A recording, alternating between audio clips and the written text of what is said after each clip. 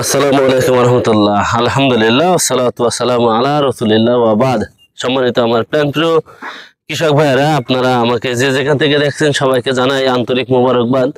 তো আপনারা ভিডিও দেখেই বুঝতে পারছেন আসলে আমি এখন কি বিষয়ে আপনাদের সাথে কথা বলবো। আমি আপনাদের সাথে সচেতনামূলক কথা বলবো। আঙুর চাষ করতে হলে আপনাকে আগে জানতে হবে। আপনারা যে বাগানটা দেখছেন এই বাগানটা আমার বড় ভাই নাহিদ ভাই তার তার জমি। এই বাগানটা খুব উঁচু জমি, এই মাটিটা উঁচু জমি, কিন্তু জমিটা হচ্ছে স্যাঁতসেঁতে জমি। এই বাগানের বয়স আজ 5 মাস। এই বাগানের 5 মাস বয়স, কিন্তু গাছ বাড়ছে না কেন, এই বিষয়ে আমরা আমার নাহিদ ভাইয়ের মুখ থেকেই শুনবো। কারণ তিনি যদি কোনো আবাদ করেন খুব জেনে বুঝে এবং খুব কমার্শিয়ালি খুব সুন্দরভাবে করেন, দেখছেন তো এই যে অ্যাঙ্গেল দিয়ে করা, তার বান খুব যত্ন সহকারে, খুব আশা সহকারে এই আঙুর চাষটা তিনি করেছিলেন।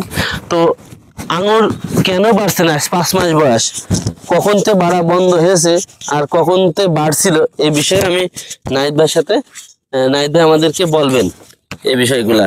শুধুমাত্র আপনাদের ভালোর জন্য, যারা আঙুর করতে চাচ্ছেন, ইচ্ছুক যারা, তাদের বিষয়ে ভিডিওটা মূলত করা। জি ভাই, এখন হচ্ছে যে বাগান তো 5 মাস লাগানো, 5 মাস বয়স। তো মূলত সমস্যা কি হচ্ছে, মানে গাছ কেন বাড়ছে না এবং আঙুর করতে হলে কোন জমিগুলো নির্বাচন করা আমাদের উচিত, এ বিষয়ে আপনি আমাদের কৃষক ভাইদের জন্য কিছু বলেন। বিসমিল্লাহির রহমানির রহিম। বাগানটা অনেক উঁচু দেখতে পাচ্ছেন, নিচে কিন্তু বিল আছে সাইডে। হ্যাঁ, ওই সাইডে বিল আছে, নিচ অনেক নিচ। এখানে কিন্তু পানি বাঁধে না কোনো সময়, পানি কিন্তু এখানে কোনো সময় পানি জমে না। কিন্তু জমিটা অতিরিক্ত বৃষ্টি হলে জমিটা স্যাঁতসেঁতে হয়ে যায়। স্যাঁতসেঁতে হয়ে যাওয়ার কারণে এই যে গাছটা দেখছেন উপরে, এই গাছটার উপরে যা দেখছেন, এই গাছগুলো কিন্তু 2 মাসে বেড়েছে, মাত্র 2 মাসে এই অবস্থা।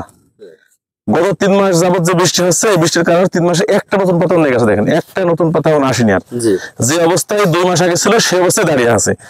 এখন একটু বৃষ্টি নাই, কোন রকম গাছের পাতাগুলো একটু হলুদ থেকে একটু সবুজ বর্ণ ধারণ করেছে। তাছাড়া বাগানের এই অবস্থা। এখন যে সামনে আমি যে সময়টা লাগানো হয়েছিল তাতে আমার পুরো সিজন ধরা পাওয়ার কথা, কিন্তু এখন যে অবস্থায় আছে সিজন আমি পাচ্ছি না। কারণ গাছ তো দেখতে পাচ্ছেন বাগানের অবস্থা খুবই খারাপ।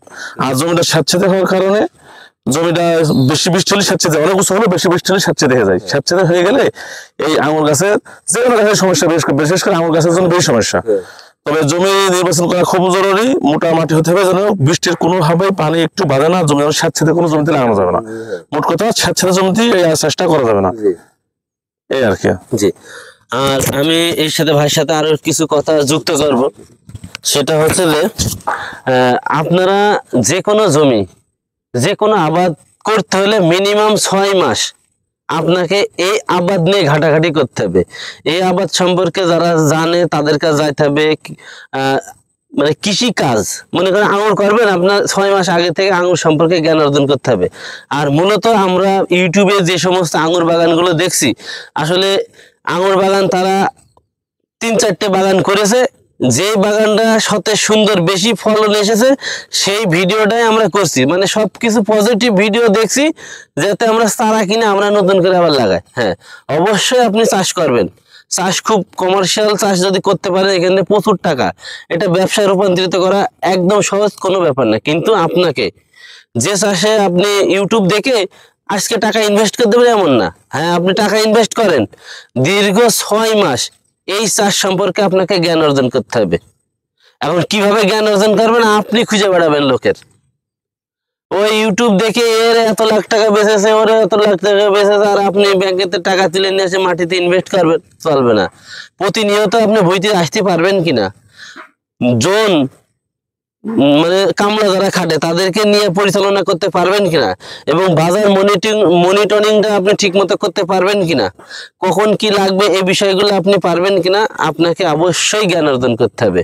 তো ভাই, আমি আপনাদেরকে বলবো যে জ্ঞান চাষ করার জন্য, যে চাষ করবেন সেই চাষের উপরে জ্ঞান যদি অর্জন করতে পারেন তাহলে চাষে আসবেন, তা নাহলে আসার দরকার নেই। খামাখা টাকা পয়সা খরচ করে নষ্ট করে আরো চাষ সম্পর্কে আপনার বিরূপ প্রতিক্রিয়া মানে ধারণা আসবে আর কি। তো ভাই, আপনারা যারা আঙুর চাষ সহ অন্যান্য চাষ করতে চাচ্ছেন, জ্ঞান অর্জন করেন, করে চাষে আসেন, ইনশাল্লাহ আপনি ভালো ফলাফল পাবেন।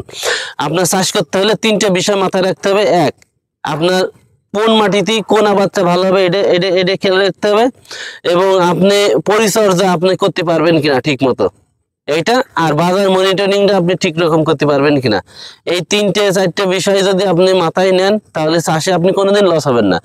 এই যে এই বাগানটা যার আমার নাহিদ ভাই জীবনে কোনোদিন মাঠে যায়নি, তো আজ 5 বছর ধরে সে ড্রাগন চাষ করছেন। আমার জানা মতে শতকরা যদি 2 জন লোক বা 3 জন লোকের ভালো আবাদ হয় তার হয় আবাদ।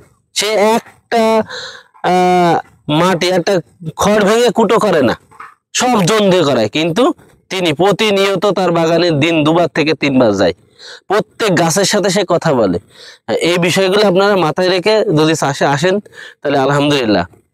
আর যদি শখের বসে করেন তাহলে চাষে ভাই আপনাদের আসার দরকার নেই, আপনারা ওই যেখানে যা করছেন তাই করে খান। জি, আর এই বিষয়ে আরো কিছু যদি জানতে চান তাহলে আমার নাম রুবেল, আমার দোকান messrs Rubel enterprise, high school road, Kotchandpur, Jhenaidah জেলা।